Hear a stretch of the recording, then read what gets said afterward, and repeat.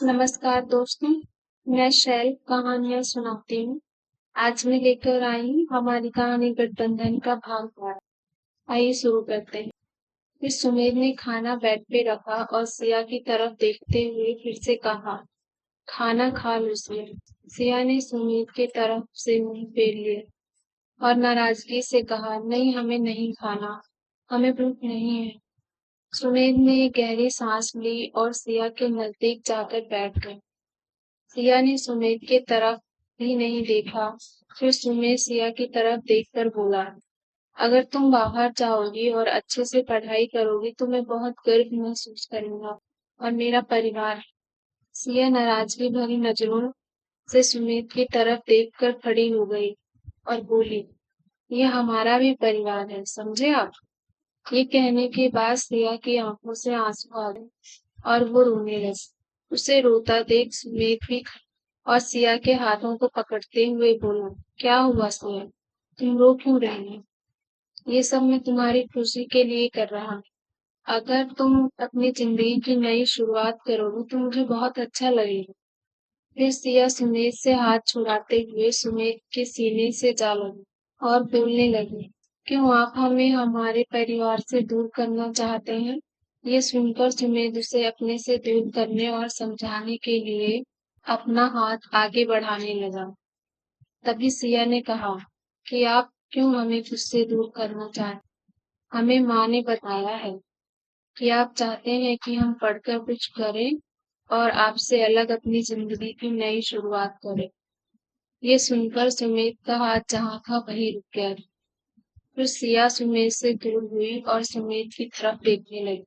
फिर सुमेर ने फिर से एक गहरी सांस ली और धीमी आवाज में बोला, ये माँ भी ना।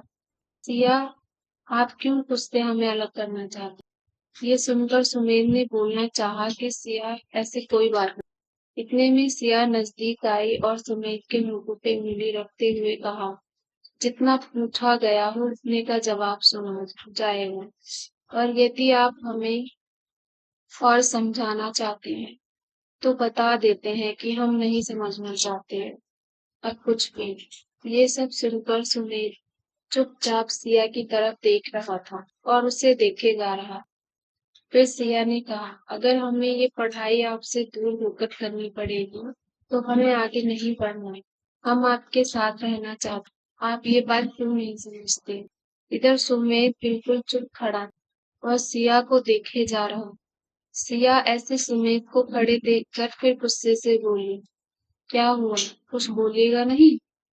फिर सुमेर के चेहरे पे सिया को देखकर एक सुकून वाली हल्की सी मुस्कान आई और उसने सिया की तरफ अपना हाथ बढ़ाया और अपने करीब लाकर सुकून से अपने सीने से लगाया और कहा, आई लव।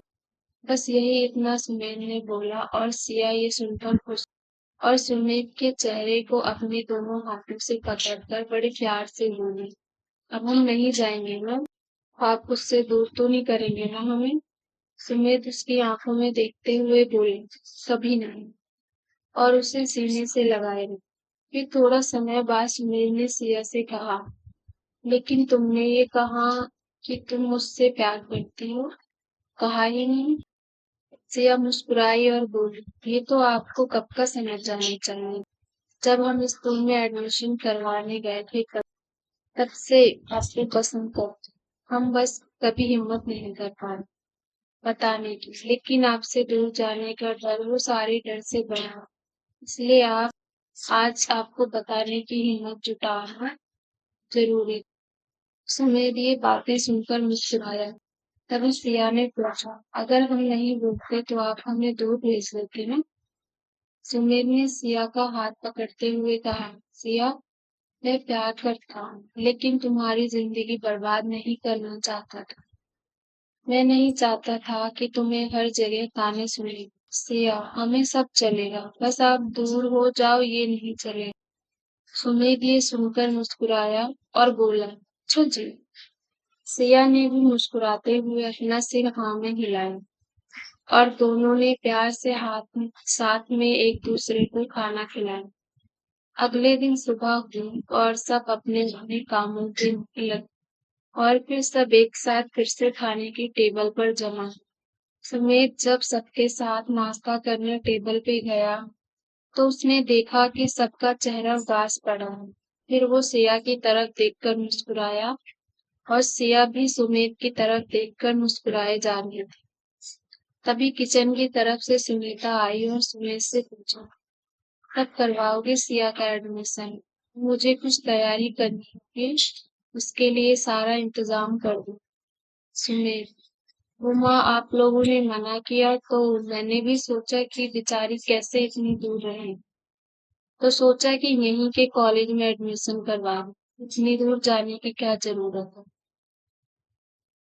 ये बोलकर सुमित अपना चेहरा नीचे करके खाना खाने लगा और परिवार जो खाना खा रहे थे वो अचानक से अपना खाना छोड़कर सुमित की तरफ देखने लगे। सुनीता भी चौंकती हुई बोली, अच्छा सोनम, ओ सिया भाभी आप तो बेचारी बन गए। सिया मुस्कुराते हुए शर्माते हुए बोली, अगर वो बोल रहे हैं तो मैं हूँ। फिर सारा परिवार सुमित की तरफ छोड़कर सिया की तरफ देखने लगा। फिर सिया को ये एहसास हुआ कि उसने सबके सामने कुछ ऐसा बोल दिया है जो उसे नहीं बोलना चाहिए, तो उसने अपना सिर नीचे कर लिया। सुमित भी सिया की तरफ आंखें बड़ी करके देखने लगा, लेकिन जब सारा परिवार वापस सुमित की तरफ देखने वाला था, तो उससे पहले ही सुमित अपना सर नीचे करके वापस खाना। अब सबको सारी बात समझ आने लगी और सुनीता भी अपने बेटे को देखकर मुस्कुरा और बहुत खुश था। फिर सारा परिवार दोनों की परिस्थितियों को देखकर हंसने लगा और उसमें से विजय बोला, भैया शर्माते क्यों? बोल दो कि अब आप भी भाभी से दूर नहीं रह सकते। उसके बाद विजय हंसने लगा। तभी सुमेध ने पिताजी की तरफ विजय को इशारा किया और चुप रहने को कहा। अब फिर से पूरे परिवार में खुशियों की लहर छा गई थी। फिर खाना खाने के बाद मास्टर जी स्कूल चले गए और बाकी लोग अपने अपने काम के लिए चले गए। सुनीता ने अपनी तीनों बहुओं को बुलाया और कहा, आज खरीदारी करने जाओ, जो तुम सब को भी साथ चलना है और जाकर तैयार हो जाओ। 2 दिन बाद तीज का व्रत, तो इन तो नए श्रृंगार की चीजें और सारा सामान लाना। ये सारी बातें सुमेर सुन रहा था और फिर सब अपने कमरे में तैयार होने चली गई। सुमेर भी अपने कमरे में गया और उसने देखा कि सिया तैयार हो रही है। फिर सुमेर सिया के पीछे ऐनक के सामने खड़ा हुआ और उसके चेहरे पे उड़ते बालों को समेटकर पीछे करते हुए बोला, बहुत खूबसूरत लग रही है। सिया भी मुस्कुराते हुए पीछे मुड़ी और धन्यवाद बोली। फिर उसने सुमेर के गले में अपना दोनों हाथ डालते हुए बोला, इतनी मेहनत से हम तैयार आपके लिए तो हो रहे हैं। सुमेर भी रोमांटिक अंदाज में था और सिया को अपनी बाहों में लेते हुए, अच्छा जी। सिया अभी कुछ बोलती उससे पहले सुनीता गेट पे आई और सिया सिया रेडी हो गई क्या?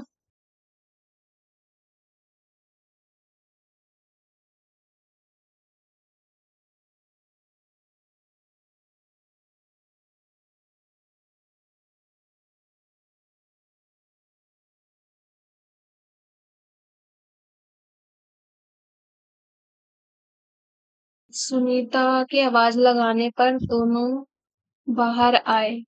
फिर जल्दी से सिया भागते हुए सुनीता के पास गई और बोली, माँ हम तैयार हैं, चलिए। फिर जैसे ही सब तैयार होकर दरवाजे तक पहुंचे, वहां सुमित खड़ा दिखाई दिया। सुनीता, सुमित तुम कहाँ जा रहे हो? सुमित, मैं वो एक दोस्त से मिलने जा रहा था। आप लोग कहो तो मैं आप लोगों को मार्केट तक छोड़ देता हूँ। सुनीता मुस्कुराई और बोली, नहीं नहीं तुम्हें तकलीफ होगी, तुम जाओ। सुमित माँ के सामने आया और वैसे तो आप सब समझते हैं, लेकिन फिर भी आपको बता दूं कि आपके लिए कुछ भी तकलीफ नहीं होगी कभी भी।